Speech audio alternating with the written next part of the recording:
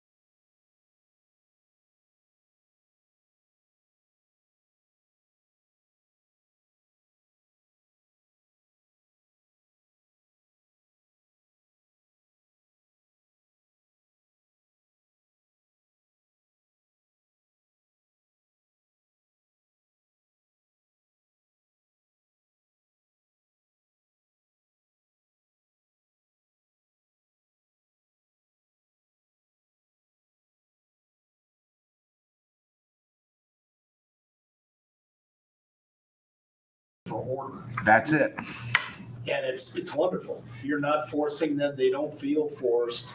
You're just letting them talk and say what they want. Right. And it's beautiful. Well, if you can get someone to say something, it's 100 times more valuable than you saying it, Mm-hmm. right? And so what also is happening is, instead of asking questions, who do you have, how much you paying for it, what are you doing right now? Well, they know what you're doing. Yeah. When you're doing that. You start asking, what do you want? What are your dreams? All this. It gets them talking. Mm-hmm. And if they get to talking, then they're not going to have a very focused conversation of, I only want this because I researched that and that. Yes. They're going to talk about, well, my sister did this and da, da, da. They're going to tell their story. Now, all of a sudden, there's opening up, there's human interaction, there's connection. There's things that you're going to realize that are important to them that aren't, that you didn't know before, and it's opened up a conversation. You always open up a conversation with questions, Mm-hmm. open-ended questions, Right. I right? think some of the people we talked to didn't really even know what they wanted until they start talking to us. Mm-hmm. And we're asking the questions and they're like, oh yeah, no, I want to keep my doctor because I love him or whatever. And they didn't even really think that was even something they ever needed to talk about or think about until we start asking the questions. Because It no helps one's them identify what it is, what am I looking for? right, because no one's forced them to articulate it. And when you say something verbally, you're manifesting that. It's come out of your mouth and you just heard him went, oh, that does matter to me. Yeah. Well, and insurance agents are fighting an uphill battle every single day because the major carriers, everybody is putting out these commercials. They're hiring. Joe Namath is a national treasure. I say it all the time. Like, you can't go at Joe Namath. The rest of us still love him.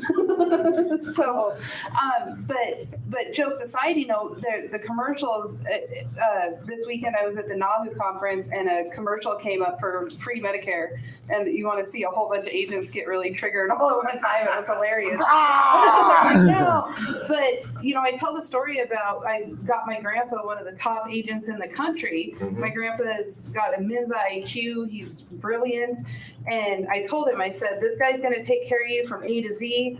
Don't worry about anything. He's the best. And then he calls me and he's like, Sandy, I want that free insurance they got on the commercial. So we're fighting an uphill battle every single day because the messages that are coming out is insurance is cheap, easy, and you should get discounts, and all you have to do is go to a website and you can purchase it, right?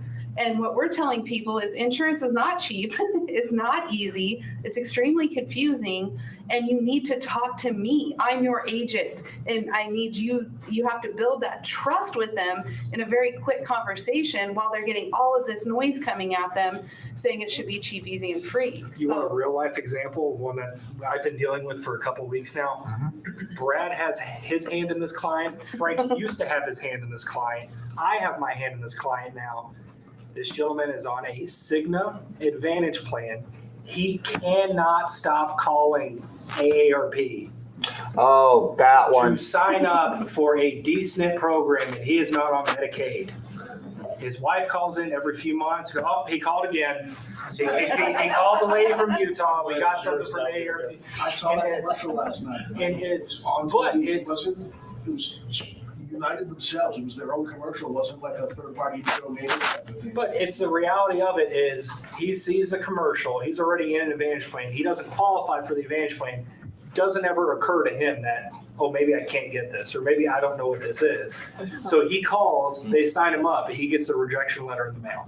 Yeah. 2 weeks later, he sees the same commercial with a different phone number, calls it, gets declined again. Well, it's overwhelming as a consumer. You especially the older generation, commercials were a big deal, right? That's how you made buying decisions. And they're still leaning into that. So it is an uphill battle for agents every I want to day. get on my soapbox for a second. The problem with our industry is this stuff. Mhm. What's happened is the bigs have come in and they've created this world where it's let's pump a whole bunch of money on benefit commercials. Let's put butts and seats in big call centers and let's run transactions. Let's get Filipino call centers calling everyone. Every time we call someone, it's like, I've had 30 calls this week. Right. Today. Let's just mass produce incompetence all over the place. Let's just destroy society, scorched earth, and let's just try to put some numbers, and they look at CPA and do some accounting stuff, and it's all going to crash eventually, but everyone runs away with big golden parachutes and all that while the companies are burning, right? That has ruined our industry. First of all, what's worse than a big government program or big insurance companies, getting greedy when they work together, right? So this is a trend that's happened to our industry over all this time. And the individual insurance agent used to be the gatekeeper. An insurance company want to pull out some BS policy that doesn't do anything or have some tricks and all that. The insurance company's like, no, we're not sending that to my clients because my father started this insurance agency 30 years ago, and I'm here, my son's going to take over, and we have a net reputation in this community. And what is insurance?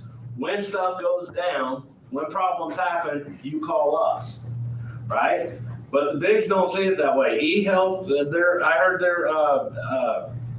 their CEO, last job was CEO of Playboy. That translates. Right. You see what I'm saying? Like, okay, what qualifies him for that? Well, he can go on and he hobnobs with other people with the media and all this, and he can say the things, right?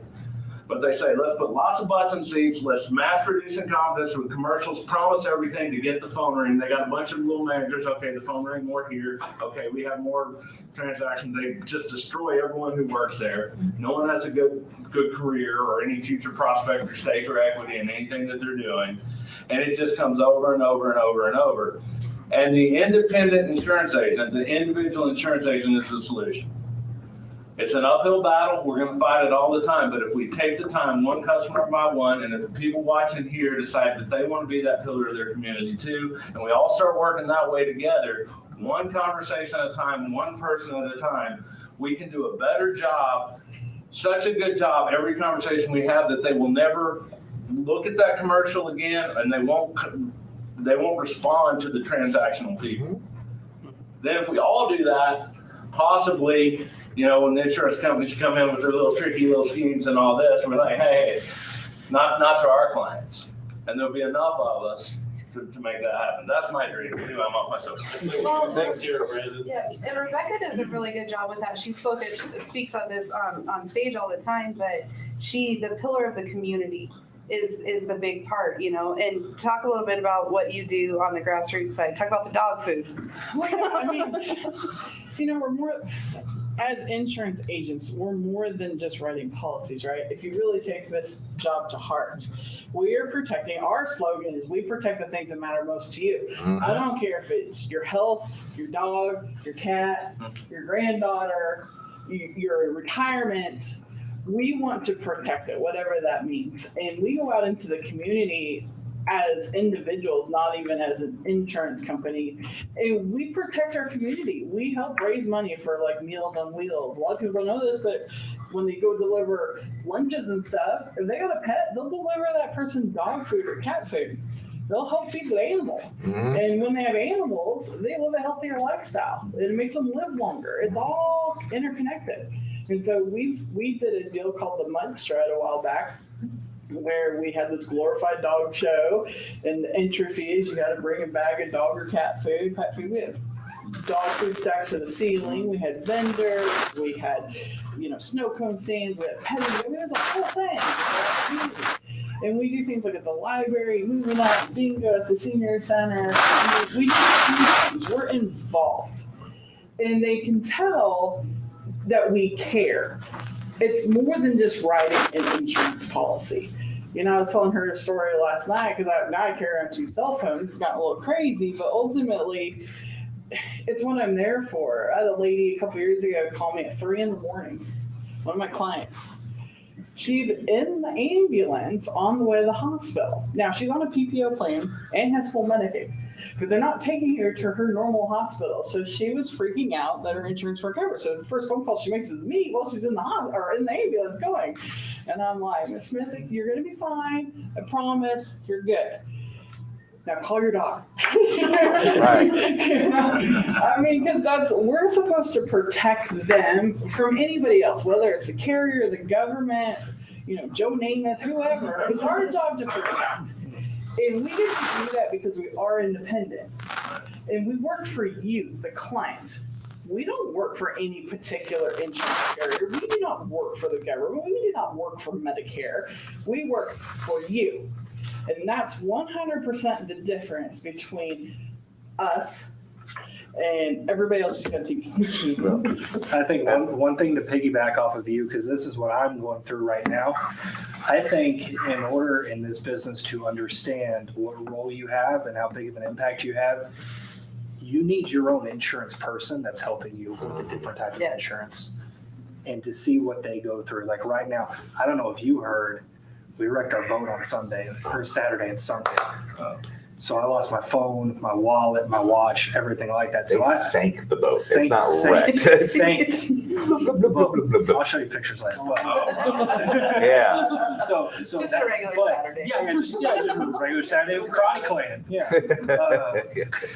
So this past, even today too, I've been dealing nothing but Farm Bureau, who I have my auto insurance, my personal insurance through, my marine insurance through too. And they have just taken such great care of me that then you finally stop and realize, oh, this is how I want to be perceived. Right. This is how I want to do it, where at the worst possible time, where we also had the bridal shower that day too, that it happened. So yeah, wonderful family event. And it just shows like within 2 days, pretty much we have everything claimed, everything sent over to them. They're already processing everything. And that was getting a phone call immediately Monday at 8:05 saying, all right, here's what I can do to help you. But it really shows you kind of the other side of it, where if you don't really deal with your own insurance, or if you are just one of those people that go and purchase off a website, or you change auto insurance every 6 months and you just buy it off the .com, then that's how you're going to be as an agent. You're not going to be the personal one that's calling them at 8:05 after you get this claim Saturday night for tens of thousands of dollars and saying, how are you doing? So And it's very on the important. other side of that, my husband hit a deer this morning. Which camera are we in? And I haven't heard from my agent at all. I filed my claim online, so I'm currently going to be reaching out to some PNC people. I have a total flip phone. I think it's part of the reason why I take insurance so personally. If you've ever seen me talk on stage, Sounds like that. 90% of the time I'm going to cry. I did not yesterday, super proud of myself about that, but most of the time I do. And this is what I want to do. When I was 23 years of age, I flipped a Ford Mustang end over end 9 times. I was driving, the back of my seat broke. I had my seatbelt on. I got sucked out from underneath my seatbelt, ejected out the back windshield, landed in a barbed wire fence and a fire ant hill. I broke everything from here to here. They didn't know if I'd walk again. I broke the same vertebrae in my neck at Christopher Reeves, and my catchphrase before I was a Wonder Woman was I was stronger than Superman. Fast forward, I'm in the hospital in ICU for a week.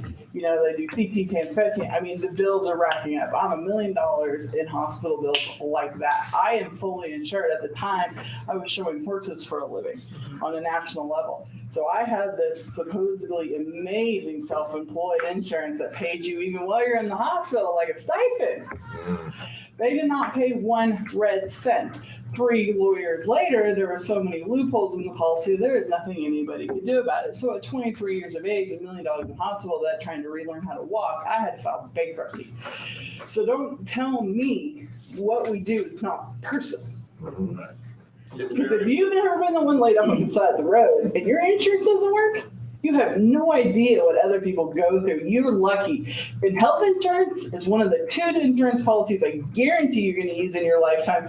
The other one's life insurance. But at some point you're going to use it, and you want to make sure you have somebody in your corner. I had one today. I was on the phone for about a half hour. This client was so scared. His wife had a stroke. This was her bill. Provider, the hospital, sent the bill to Medicare.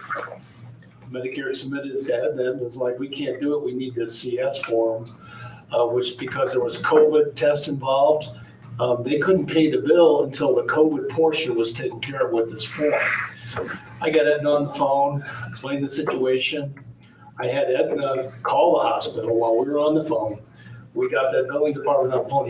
They were looking to put this client into collections tomorrow.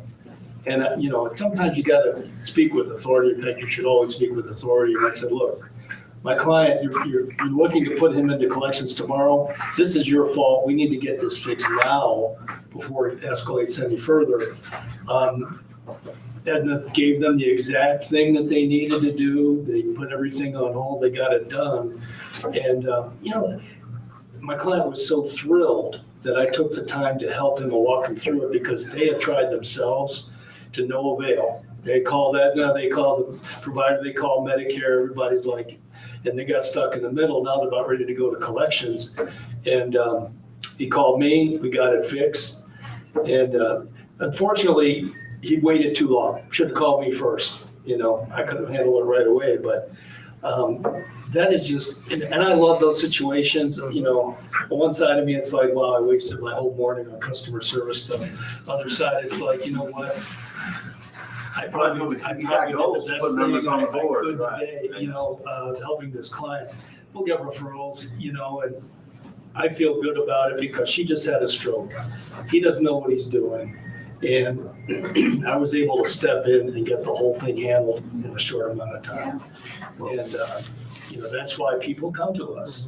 Because we do the finances of that are, that's a rare situation that you're gonna help.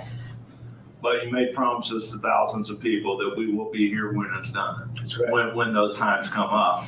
And when those times come up, your number's called. And it's time for you to step up because we made that promise to all the thousands of people that when things happen, we will be here.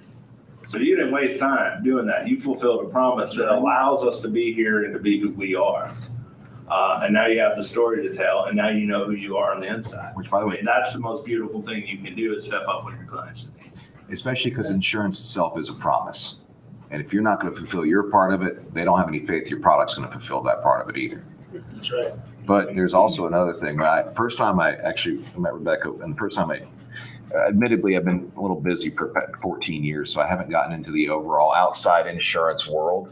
But when I saw you in Salt Lake giving your speech, out of everyone that was in that very copious conference. Are you gonna say something that's gonna make me mad? No, I'm just kidding. Keep going. She was my favorite. But no. Sandra was mine. Sandra, you were Sorry. great. But out of the people that were speaking, the one that made the biggest impact on me with the emotional connection that you were showing, and yes, there was tears and there was a choking up, but the fact that you cared and was to the point where I actually looked up Cannonball. Right. And you can ask Brandon, I've never cared about another insurance agency or brokerage on my whole career. I'm like, I'll just do my thing and do as good as I can. I looked up you and I saw the presence that you were having in the local community. I saw the reviews and the way that people love you that are your clients. And I immediately felt pity for anyone in your area who was trying to work against you. Because I knew that you're not going to go into this area and take a client from you. It's not. And, you know, it harkens back to the stories that I heard about the Todds when they were out in Lufkin. It's the same thing. Going to start someone's pilot light, going into food programs, and going to do these things, caring about the people, because there's a component here that the industry, like Brandon was talking about earlier, the industry is a machine, right? And these insurance companies are a machine. And let's be honest, insurance companies don't care about people. They care about numbers, right? They're great companies. They send out flyers about puppies and, you know, taking long walks next to a brook or a stream. Doesn't matter. We're numbers. But it used to be back in the day where an insurance agent was not an agency of the company. They could represent the company or sell their products, but they were an agent of their clients, which was the people that were buying stuff. And that is gone. You said eHealth earlier. There's a lot of call centers out there that are going. The insurance companies a long time ago stopped kind of like trying to run agents. So they hired agencies to run other agents. And they've divorced individuals from that concept of responsibility to the client. They forgot who their client is. Their client isn't the call center you work for. The client is not the insurance company. The client is the person that's buying the insurance. And that has really broken the system in a very bad way. And it's not healthy. And if we don't get it back on track really quickly, you're going to see a very, very, very bad downturn for the industry as a whole. And maybe it's the healthiest thing. Maybe the guys that survive are just the best possible people for those clients. That's not true. The people who were surviving, the people who are best at working with government to get laws passed that favor them. That's what's happening in this world, right? No, I'm talking about the agents that survive. Oh, the agents that survive, okay. Yeah, I don't care about insurance companies. Yeah. I care about that agents. survive. But, You talk about lighting pilot lights and stuff, you know, in the heart of COVID, Mhm. we reached out, I shut the office down on sales, and I'm like, we need to contact every person in our book. Right. We need to reach out to them, we make sure they're okay, and make sure, and this is when the people couldn't get products, you know, couldn't get toilet paper, couldn't get milk, whatever. Mhm. If they need something, we will figure out how to get it to them, whether if they're local, we can drop it off in front of the door, or if we need to mail it to them. But we shut down until we got through every person in our book of business Mhm. wow. and made sure they were all okay. No. And what I hear from other people a lot when I'm coaching or visiting with people is, well, I don't have time to do that. I don't have the means to do that. I don't have, and it's always an excuse. And it's just, you do have the time to figure it out. And whether if you don't have the money to buy a roll of toilet paper for everybody in your book, at least a call. And working with the food bank or there are other people that can help in certain situations. So if you find yourself listening to this and you're like, well, I don't have time to do anything they're talking about, I challenge you to take the term, I don't have the time, out of your everyday talk. Like, I don't even allow it in my house. I didn't make the time. The dishes are still dirty because I didn't make the time to do them. They weren't a priority to me. And if your book's not a priority to you like that, you're doing something If wrong. your current clients aren't the most important thing you do all day, why in the world does a new client want to come to you, in my opinion? I tell the girls all up, because we're kind of a hybrid office, I tell the girls all the time, a current client problem is more important than new business. Right. I don't care what's going on. If we have a client that has a real problem, we take care of that first, then you can go back to your lead. We Right. take care of our own first. Well, and that's also a matter of prioritization of your day. Like here, we outreach to our existing book of business every day, first thing. It's either the first 30 minutes to an hour of a day. We're like, just call your existing clients, call them on their birthday, call them for the anniversary date of their policy, call them for all this other stuff. Just check in with them, see if there's anything wrong. So, yeah, and that's an example of how to make time and synergistically. Like, I'm listening to you and I'm like, I bet you get many calls a day without having to prospect at all. Right. Because if you're doing that to your existing book, you're really creating raving fans. And every time someone says, hey, I have this problem or my insurance or whatever, you got to go to my gal. You got to That's go to her. it. Oh my God. And they'll start raving about you and then no one will go anywhere else because you're doing that. What we started doing was, well, we noticed, you're spending a whole lot of money to get warm leads coming in, and people coming in, why, you just cost me $40. Right. All right, so we're like, why don't we call our existing clients first thing every morning? Mhm. Because that's always, oh my gosh, you're calling me. Yeah, hey, how are you? Everything's good. And then all of a sudden the emotions get good and all that, and you're getting warmed up. It's like stretching Yes. your sales muscles. And then you do that, and then, okay, well, here's a lead that probably costs $30-$40. Okay, let me give it a shot, right? So that's a synergistic way for people, that we found that just worked amazing for us. Just to start your day right. And it came from my dad. When I was riding with him in the mid-90s, he would, we'd get down. And he had like a couple people, we had like an hour and a half radius of where we lived that we drove out to. He had people in every area and he just stopped in them. If we were in a slump, we weren't feeling good, he goes, I'm gonna go see this guy. Hey, no, hey, you don't mind me stopping by, it's in there, right? And then, oh no, come on in, have some tea, have some coffee, let me go pick you some stuff from my garden, and and we go to the next appointment and win every time. Right. Because your existing clients love you so much and that you care to stop by with them and check in on them, that connection, you start feeling it, right? So harness that and realize it's synergistic. Yeah, you have time to connect with other people, and you need it more than your clients need. Right. And it warms you up to actually establish that connection on the next person who's a stranger. Because also one of the things I learned from y'all early on is that in order to get that connection with someone to where you can actually establish that rapport and all that stuff, you have to be interesting to them. They have to be interested in you.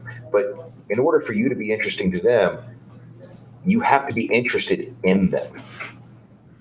So you got to be interested to be interesting. And I always thought that was like, That was one of those moments like, oh crap, it is not about these benefits and features. I came from like the banking and business to business sales world. Here's how much money I can make you next quarter. Buy this. And that was like it, right? But here it was like, this was my first, I'm outside when I first got out of Marine Corps, my first over the phone business to consumer sales position. And functionally speaking, a lot of it's the same, but establishing that personal connection with the decision maker and not the underlings, that was a different thing for me. And I got to tell you, it was just an eye opener on those simple concepts. Spend time with people. This is the first job I did over the phone where I didn't have someone saying, you're spending too much time on the phone. It was the exact opposite. It's like, why aren't you spending as much time as humanly possible? I was like, wait, what? Oh, I don't have to make $250 a day. I can actually explore opportunity. I can upsell. I can do all these other things. I don't have to hide from the fact that I want to establish connections. Fantastic. And by the way, you still see that all over the place. Well, imagine if you can make more sales, you made more. No, that's not the way it works. It's actually the opposite thing. Every time you make a sale, you lost an opportunity to make a whole bunch of dials while you're talking. Oh, Lord. You know? And that's literally all the time. I'm like, I don't care how long that call makes as long as you're on the phone. Now, if you're not on the phone, you're not working with somebody else, and you need to be dialing. But as long as you're talking to somebody, because we do a lot of stuff via text nowadays and emails, right? So they're actively in lots of different conversations, different ways. As long as you're working with clients, I don't care what you talk to them about. I don't care how long it takes. If they need you to cry or they need a shoulder to cry on and they need to talk about, their dog Fluffy for 45 minutes because he just got diagnosed with cancer, then we talk about dog Fluffy for 45 minutes. Right. My God. Right. Let me ask That you a doesn't question. bother me. Throughout your career, you've been very successful. How many of those fluffy talks would you say, if you could put your analytical hat on, have been a waste of time? None. It's not even a hesitation. It's like all of them are incredibly I valuable. send, if I know, like if they have a Fluffy, and then I see on Facebook Fluffy died, we send like flowers and condolences cards, and then if they post out on Facebook, like, oh my God, it means something to them. Fluffy is important. That might be their grandkid, right? Or they may be widowed, and that's what keeps them sane. Yeah. And that's one thing I had to learn hard way. It was like back when I first started here, I was kind of like, okay, made a sale, put in boom. Yeah, there you go, done. Right? Yeah, that was from the CRM. Boom. Right. But then I learned later on, at least people started talking to me because I did a really good job when I was selling them. But then I'd be like, okay, I didn't understand the value of continuity business, right? So they would call back and I'd be like, I don't remember anything about this person. Oh, I better start leaving real good notes about their life and not about just the product I sold them and what they got them. Because 14 years ago, we still had the most advanced system in the market, but it wasn't anywhere where it is today. So now it's like, you put their dog's name in, you put the kid's name in, you see that their grandkids are now entering college. What college are they going to? Because you need to reference that and be able to pick up that conversation and go there, because even if you will remember what that conversation was with a few cues. And that's the important part. Because again, they're not buying the products, they're buying you. And you better put yourself on that pedestal of caring about them. The special note was a hell of just a leap forward. The Right. special note at the top, we have, I don't know if you saw it yet, but like on the top, we just have a special note. And it's not like a log, or it's one thing you put one time, and if you type over it, it goes in. But it's like big and bold when you Yeah, first so open the in our CRM. system, we can pin like notes to the top. So anything like that, key things, we just have Well, them pinned to this the is top. like- So when you open up the client, the first thing you see is that little big bit of thing. information. Nicknames or spouse to Yeah. see. We got one lady that So you don't get absolutely repeats, He has Alzheimer's. we're texting, right? Talk to her. We use sweetie, honey, boo boo, lovingly to everybody a lot. And I have one lady that's really strong about it. But I have one client of ours that you do not use pet names with her ever. She will rip you apart about it. And that is her special note. Do not call her sweetie, honey, chicky, first name, last name only, And I sold her and she told me, I'm like, okay, so, and I didn't make that note, right? And a follow-up agent come back the next year to check on her drug lists and naturally said, okay, sweetie, well, she like went off and I'm like, oh yeah, I remember. And I'm like, yeah, maybe we should note that. Missed that one. I had a lady go off on us for saying ma'am. Oh, yeah, I've got one of those too. I said, sorry, we're in Texas here. That's just what we do. I'm from Texas, but this is a professional conversation. You call me Sharon. I'm like, okay, All right. good deal. Yeah, I loved your response to that though. How you were like talking about how where you were raised and you're in the Marine Corps. I mean, you hit like 5 little points about how that was so drilled in you, and you didn't apologize for the fact that you did. It was a reason. It's like, this is so drilled in me. I get it, but let me tell you that I'm strong too, and there's a whole reason I do it that's not disrespectful. And I will not call you that anymore. But first of all, don't disrespect me either, because that means that's a huge sign of respect from where I come from. Well, and backstory was she'd already been yelling at Chris for like 10 minutes for doing the same thing, and he just dumped it on me. I didn't know what her name was, period. So I just started off, yes, ma'am, how can I help? Don't call me, ma'am. And just was like, okay. And then this went on for 5 minutes ago. Okay, well, I don't know what to call you because I don't even know your name. And she went, you may call me Mrs. Blank, right? And I go, and then I use the trick I usually use because you run into people like, well, that's doctor.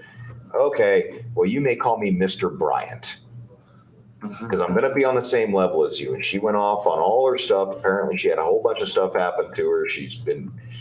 There's some issues going on personally with her. And by the end of this 2.5 hour call now, she finally goes, may I call you Frank? And I go, well, only if I can call you Tammy.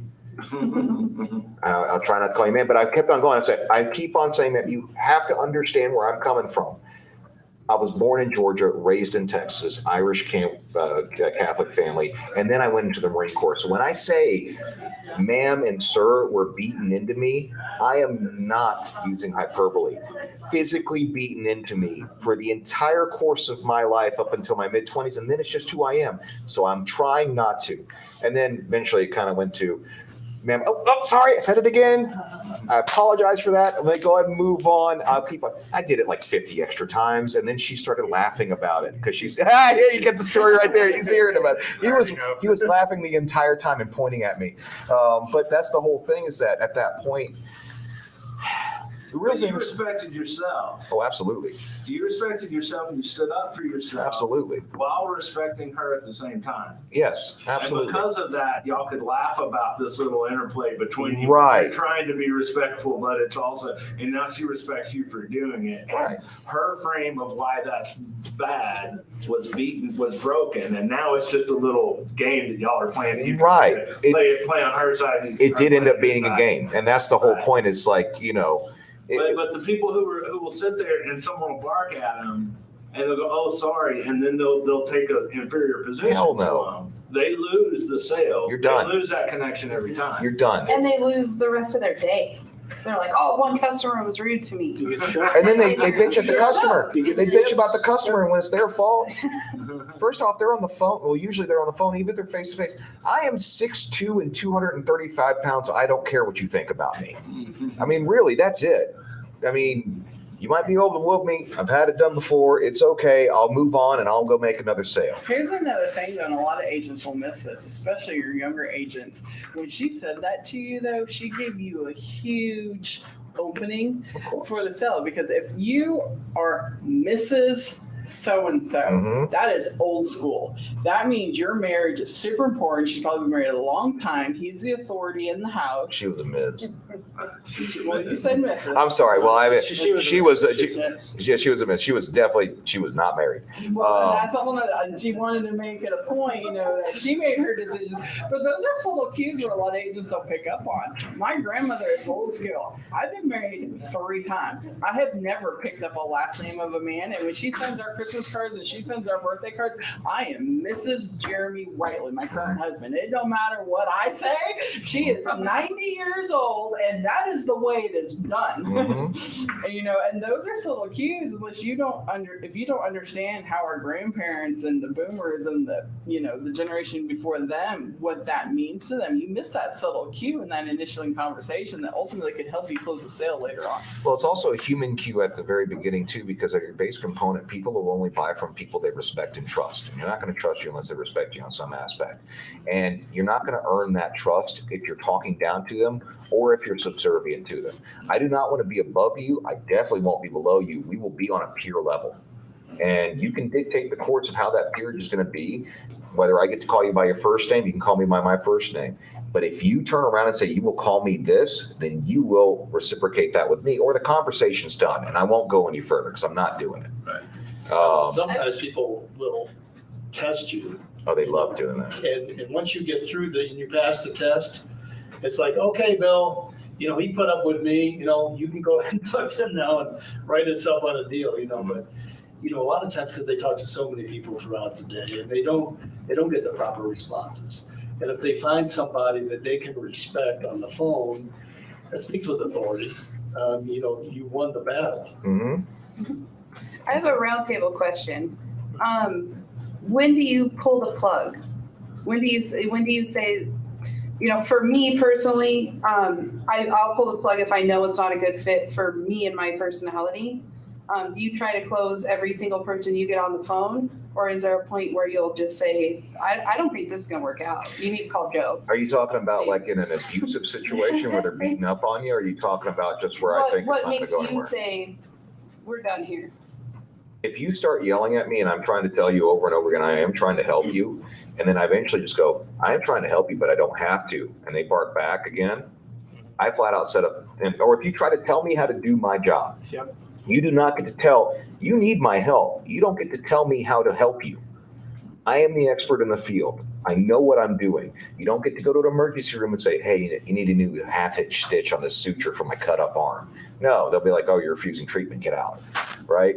So if you're coming to me and then you're trying to dictate the terms of how you are going to receive help from me, because I don't have to help you, then I'm going to make a very clear line in the sand. And I say the same thing to everyone. I go, listen, understand that I'm trying to help you, but I have two ways I'm going to do this. I'm going to do it the right way, or I am not going to do it at all. And you get to choose right now. But by the way, the people who are going to try to dictate to you how to do it, Mhm. they don't buy in the end anyway. They don't buy in the because end. you haven't won them over as the prize in the relationship. Mhm. You haven't exerted your authority that they should. They're not capable. Your clients are not capable of making healthcare decisions or making insurance decisions, which are healthcare decisions. They're not capable. They're not experts. They don't do this. They're out of the zone. They haven't need even your bought help. yet. I'm So when talking they to them. come in and they lead, it's like having the dog lead the owner, Right. right? It's that same thing. So there is the thing. It's not to say clients are dogs, but it's the same principle. Like you got to get the bluff on them. You got to get them saying, "Hey, look, you ride on my train, and let me lead you to where we're going." And that's the balance that you're putting in there. You said that like you're working as peers, but when it comes to this transaction, Done. I'm the boss. That's it. Now, for people who are listening, to answer your question, what I would say is never cut it loose as a practice, because if I'm coaching someone, most agents are looking for ways not to waste their time. And so they never get the skill set of overcoming that difficult client, Mhm. right?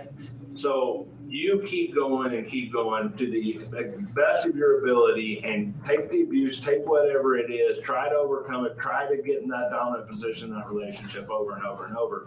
And in doing so, you'll learn, because what normally happens to that abusive client, he cracks and he says, oh my God, Yeah. they're the you're best so ones. wonderful. Thank you so much. And he becomes your most loyal customer. Yeah. And if people who are not wanting to waste their time in the beginning, they will, I don't need this. I'm better than this. Blah, blah, blah, blah. And they'll go out and smoke cigarettes and talk about how, this jerk and the leads are bad and all that. It's like, no, you got someone on the phone, no matter what, try to learn through this, try to become better through this. If you're doing that to the end of your ability every single time, then there comes a time to make personal decisions. But my coaching is try to overcome it all. Try to overcome it all, because in doing so, you'll become better. And you'll see that the world's way different than you The think. thing is, though, is Worst case that scenario, you get on real life training. Well, but also there's Well, another. like, you're a cowgirl breaking a horse. Yeah. It's like breaking a horse. That horse becomes super loyal and loves you once you break that horse. Yes. And that's normally what you have to do. And if you come off. But that's the you'll point, is listen. that, here's the point though, you just don't trug along like the horse didn't just bite you. You have to you have to stand up and go, no, that is not acceptable. Right. This will not continue in this path. Now, you don't hang up on the client, but you tell them flat out. And like I do, I go, I will do this the right way or I'm not going to do it. And then it's dead silence and they have to break. That is it. And it doesn't always happen this way. And when it doesn't happen this way, I know I didn't have the sale in the first place. I'm just being cantankerous. But then you hear, okay, or continue, or proceed, or all right. And then what do you got? Whatever it is, it's like, okay, now we can go and we can get into it. And then it becomes nice and friendly and nice. Yeah. But that's it. I mean, if you're sitting there yelling at me, you're telling me how to do it, we have to stop that now. This is going to spiral. And it doesn't mean I need to hang up on you and run away from you, because that's what that is. But I need to know. That's it. Let me point something out though. The people who can't do what you're talking about It's true.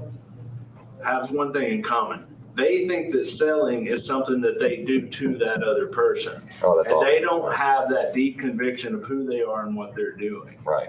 It's the salesperson who thinks, I'm going to sell you.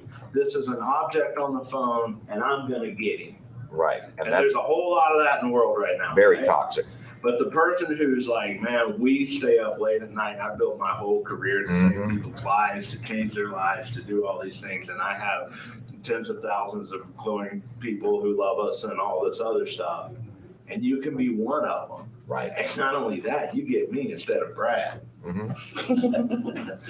It's probably isn't a good idea if it's me. Yeah. But no, but like in the friendly competition, but you get all of us when you come here, right? Of course. But if you believe, and I do believe that Medicare Gurus is the best Medicare agency in the country. I absolutely believe that with all my heart because I haven't seen one better yet. Right? And I know, as I've said before, I'm about to get a backhand from. no, when my aunt, this is true. When my aunt and uncle got on Medicare, I gave them the phone number. Yeah. I gave them the phone number. Yeah, I have several family members, probably 5, 7 family members who are on Medicare. I gave them the phone number. Like, who do I call? Your Who's mom the and best dad. one? I'm like, yeah, but I wrote them. I went personally and wrote my mom and dad. I think y'all might have rewrote them since. Yes, I but when did. they when they Yes, I did. I went over to the house and wrote them personally. I think his last call saying personally sold. But This year. and I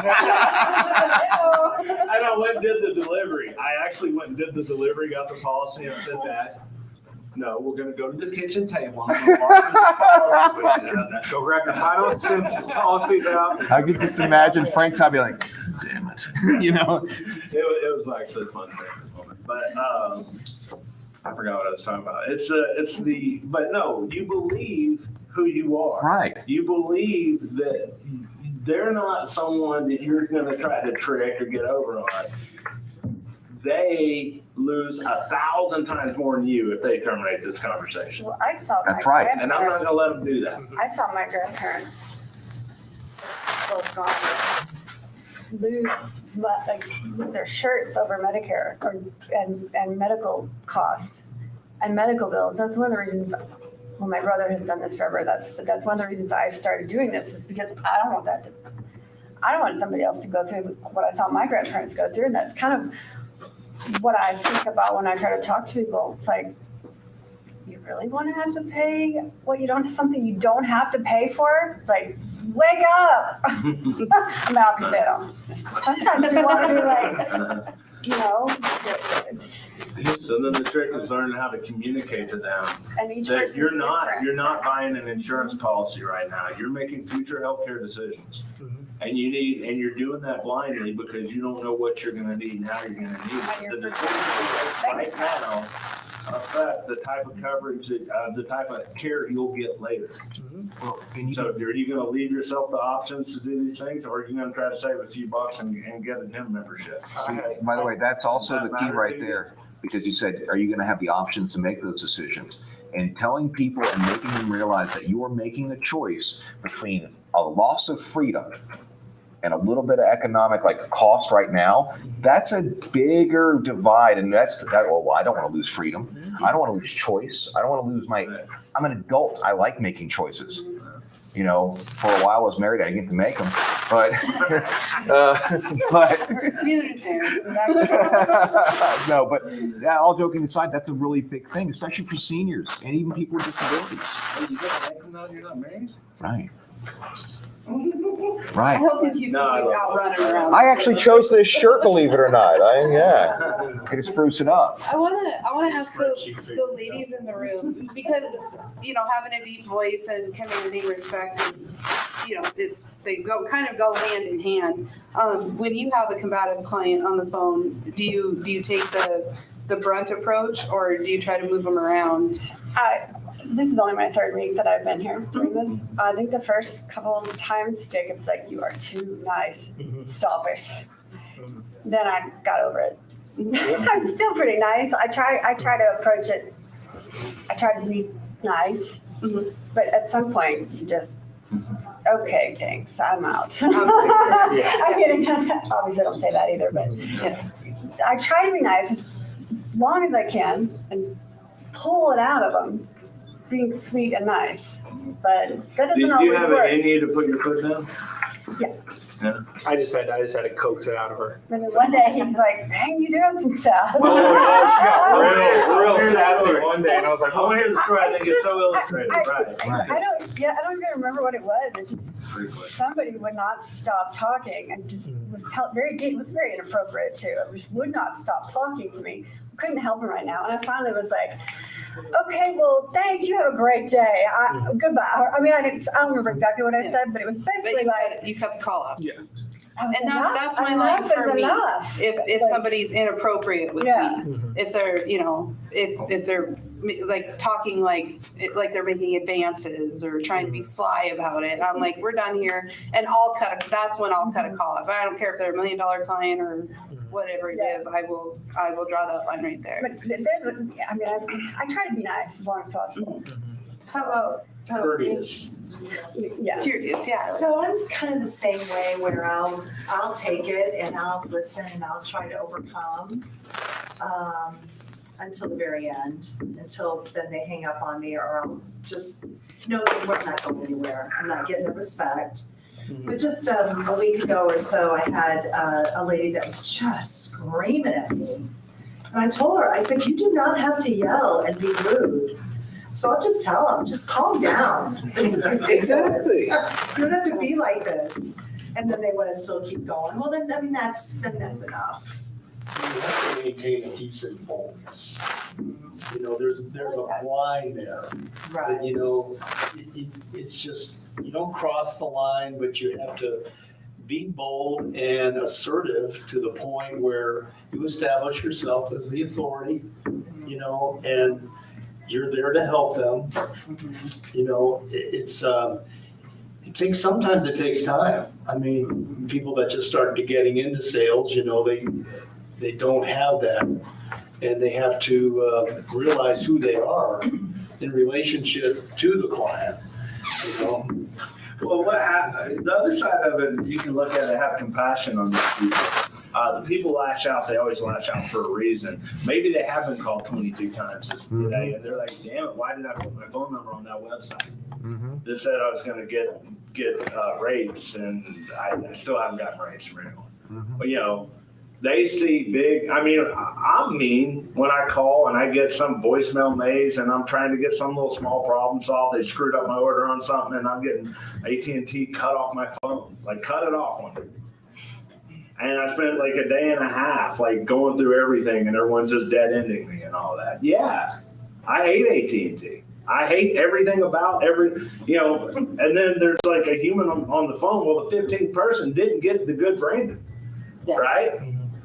And so maybe that's them and all that, you know, maybe, you know, to build that bridge and say, I understand.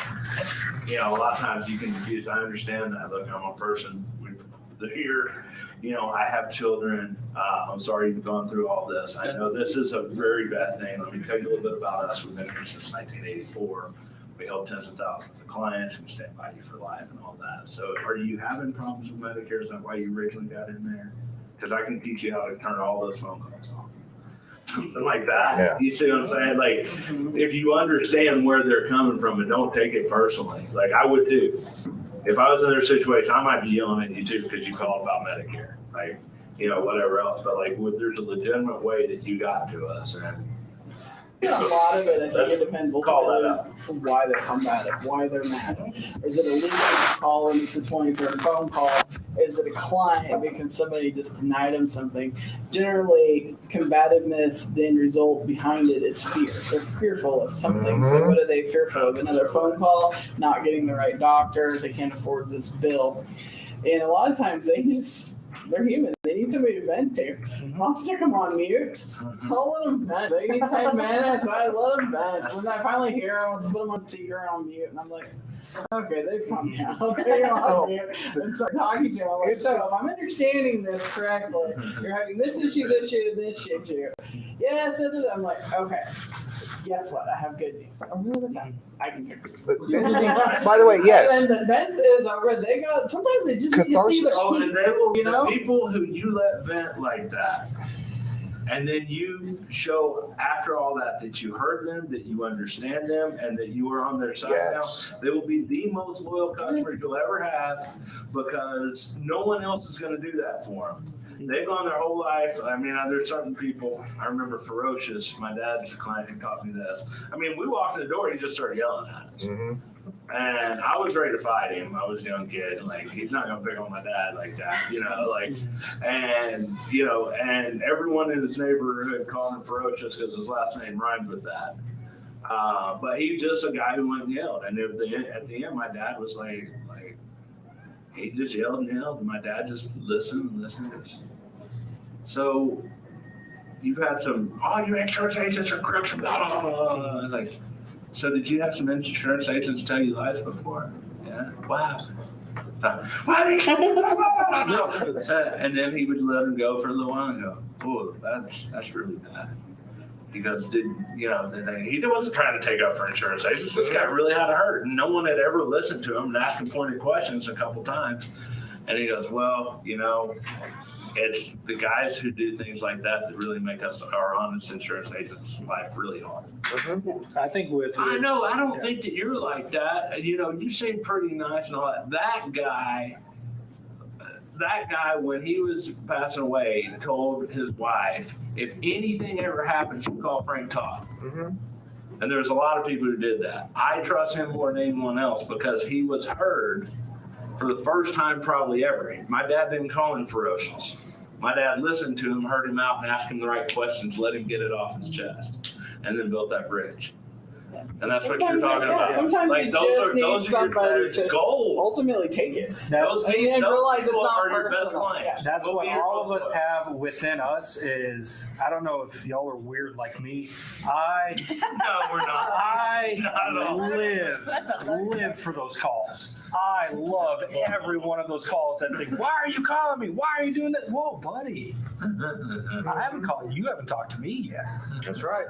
You talk to everybody else. What's going on? Well, I'm getting all these calls. Well, what do you need help with? Has nobody been able to help you? I live for those calls just because it's not that they feel more rewarding. When you can It's a do better something like that, challenge. so much more from us too than somebody that's Sally Go Happy. Well, hey there, yeah, I'm turning 65. This is amazing. You're so helpful. The people that are yelling and screaming that you can talk down and get on their level and say, look, you obviously need help with this, but you're closing everybody else off from helping you. You just haven't found the right person yet. Give me 2 minutes.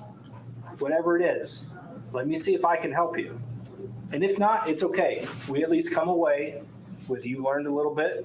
You learned a little bit about me. If you have anybody that's in a situation similar to you are, you have my information, you can pass it along. But you haven't dealt with us before. Right. You haven't talked to me. So you don't know me. I don't know you either. Let's get this figured out. But those are my absolute favorite ones because there's just something about it. By the end of it, those phone calls turn from normally a minute and a half to 2 minutes to 2 to 3 hours. Like the one me and Kim were on a couple of weeks back where the lady goes, I don't want to change anything. I don't want to change anything from the start. And I told Kim, tell her, I don't want to change anything for you. Yeah. Just let me talk to you. We'll see. You might not have to change. In 45 minutes in, she's like, okay, well, if this is a little bit better, then yeah, okay, that looks pretty good, and this looks pretty good here. And it's just because she puts up this same defense, because that was probably the 20th, 25th call she's gotten in 2 days trying to change her. And finally, there's this breath of fresh air saying, I don't want to change it. I don't even know what's going on. Probably all 20 of those have been what we're seeing in the industry is these arguing people, ego-driven people, like, here, you need to buy this. Let's get transactional. You have this one. That's not good. That's not good. This one's better. This is why it's better. And they're like, okay, first of all, I'm calling and say, Brad, you're stupid. Why'd you buy that last policy? You should have called me. I'm better than you. Well, did we connect? But there's all that transactional stuff in there, and they're like, oh, no, not another one. And you're able to say, hey, I'm talking to you, it's different. Hold on, I asked you a question. Did anyone else do it, or did they talk at you? But we're going to have a conversation here, and you just open that up. Yeah, it's great. Keeping that funnel very wide at the very beginning. I don't know what this call's about because I haven't talked to you yet. What do you want? Well, I don't know. What do you want? I mean, that's kind of like the statement on here. Yeah. And that's, no, people, and by the way, people who are at the core like to help. But there's also another factor to this, because this ends up being a very complicated situation. Yes, you want to get on people's side, and one of the ways to avoid a firing line is to be more mad about the thing that they're mad about, to be on their side. But there's also another point up where, you know, sympathy can be pretty toxic, but empathy is essential. So, is someone really empathizing with you if they're placating you? There's a difference. Like, I don't respect people that are just like agreeing with me all the time. I respect people because they know that my opinion matters and they agree with me because they really agree with me. There's that fine line on there. They have to respect you at least as a person or a human being and not as a salesperson trying to kiss their butt. Well, we're not telling them, this is the best. This is the only one. You have to go in this one because it's the best and no other options. Yeah. I've had several people say to me, well, how come they told me this was the best? I'm like, well, who was they? Well, I don't know. Whoever was on the phone. You know them, before. those guys? That's what they're And doing. I'm like, well, but that's the difference. Yeah, I'm like, yeah, You guys exactly. need to go? I got to Rebecca's gotta go, but before she goes, Well, I don't have to leave, but I gotta take it. I gotta go. oh, you gotta take a phone call? Yeah. Okay, You can use the corner. go ahead. You need to. Yeah, go use it. And then come back and we're gonna see if we can get her to give us some breaking news. Put her on the spot. Ah. Da, da, da. Then we gotta keep this rolling until she comes back. All right. We'll see. Anyone need any water? Well, I'll grab some. Well, I'm glad you guys are here. It's good to have some guests here in the dojo. Yeah. Well, I mean, you're on the team, but she's a guest, and we have some more guests coming to us today too. Yeah. Double digits? Double digits? What? She, everybody just to let you guys know, I'm watching, Christine just started and now she's hit double digits, so. That's Yeah. awesome. So- Are we still live on platforms? We have volume now? Oh, yeah, that's great. We've been doing pantomime and interpretive dance to communicate to our agents nationwide. I heard y'all on YouTube and there was no sound. I'm like, I can't. That's awesome. That's why I'll Chelsea tell came up. I'm like, stop. I'll tell you what we'll do since Rebecca stepped out Great. is I'll just drop the breaking news Uh-oh. and then we can just end and she'll never know. All right. Or she can come back in and tell us and we're like, that's great, not interested anymore. So Rebecca Davis, our Medicare Wonder Woman, who's obviously putting out a fire, has a group that she calls Women in Insurance Niches, WIN, the WIN group. You can be a winner. And she actually has launched that group as well on Insuralink. Wonderful. So it's a great place for women in the industry, new, old, you know, however long, if you're double digits now, seasoned agent, to go into Insuralink, pose questions. Rebecca herself will answer them. Other women in the group will answer them. And then she also has a conference coming up It's actually, I love the tagline. And Insurance Sales is going to come in as a partner on it, as a sponsor.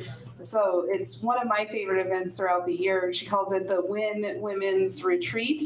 And the tagline is, it's cheaper than therapy. So it's a really, really, really cool event.